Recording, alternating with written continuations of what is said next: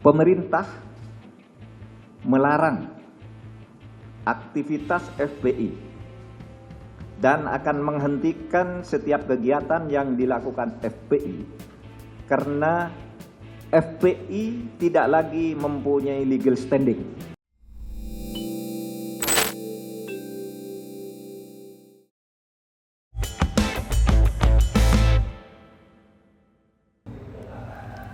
Apakah dengan dibubarkannya HTI dan FPI menjadi akhir dari upaya pemberantasan intoleransi di Indonesia?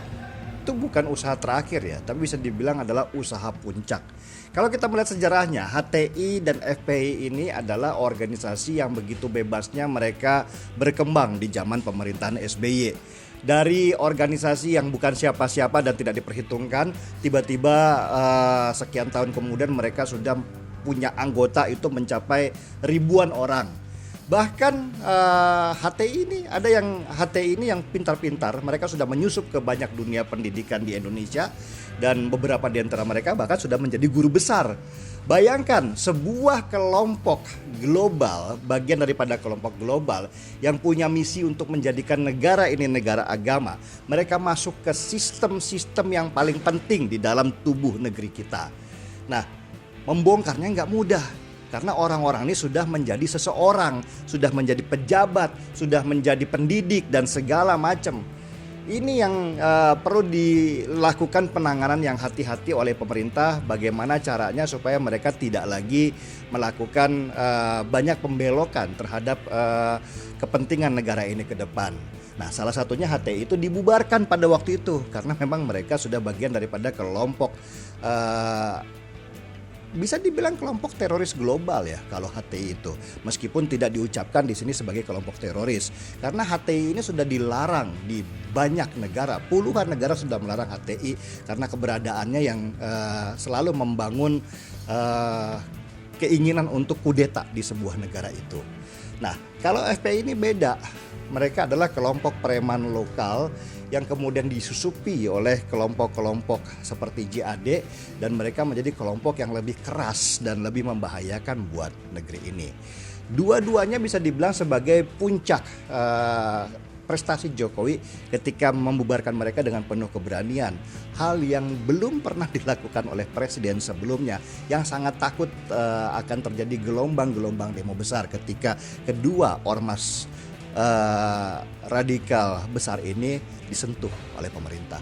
Bagaimana Mas Denny melihat tahap akhir upaya pemberantasan intoleransi di Indonesia?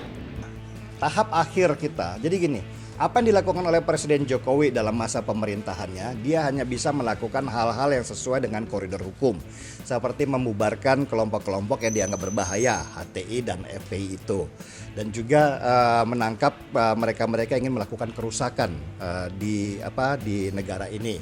Seperti misalnya ada kelompok yang ingin kelompok yang merasa mayoritas menekan mereka-mereka yang minoritas. Tetapi ada hal yang perlu kita perjuangkan bersama sebagai rakyat Indonesia dan tidak bisa kita setiap kali harus meminta bantuan pemerintah, yaitu kita harus mulai menjaga tempat-tempat di kita sendiri, menjaga kerukunan, menjaga keinginan bersama ya, dan membangun budaya-budaya yang dulu tahun 80, tahun 90-an itu sudah ada. Kita kembalikan lagi lah nilai-nilai seperti itu dan tidak perlu lagi ribut masalah agama, ya tidak perlu lagi ribut masalah suku, hal-hal yang sebenarnya nggak penting buat kemajuan Indonesia. Kalau kemudian di wilayah-wilayah kita sendiri bisa kita jaga seperti itu, saya yakin lah program pengentasan negeri ini menjadi negeri yang lebih maju itu pasti akan tercapai. Apakah sponsor-sponsor kelompok intoleran baik di dalam maupun luar negeri akan diam saja? Jadi gini, kita tahu ya bahwa kelompok-kelompok seperti HTI dan FPI itu tidak mungkin tidak ada sponsornya. Kalau nggak ada sponsornya mereka juga tidak akan mungkin besar. Dan sponsor ini punya kepentingan. Kalau HTI ini memang sudah sangat global sekali, mereka merupakan bagian dari jaringan global sehingga sponsor-sponsornya pun punya keinginan terhadap keinginan perubahan sebuah negara. Tetapi kalau FPI FPI itu adalah lembaga yang sifatnya lokal saja dan mereka dipakai untuk kepentingan-kepentingan pengusaha-pengusaha lokal. Seperti misalnya ketika si pengusaha ini yang selama ini mendapatkan keuntungan dari sebuah kebijakan di pemerintah dan tiba-tiba diubah kebijakan itu oleh Jokowi misalnya, si pengusaha ini kemudian membiayai FPI untuk melakukan demo-demo di istana. Nah, hal-hal seperti ini tuh udah biasa di dalam proses kelompok-kelompok yang sekarang sudah dibubarkan oleh Jokowi itu. Apakah mereka akan diam saja? Ya, pasti tidak kalau mereka punya uang. Ya, sekarang ini saatnya udah krisis finansial.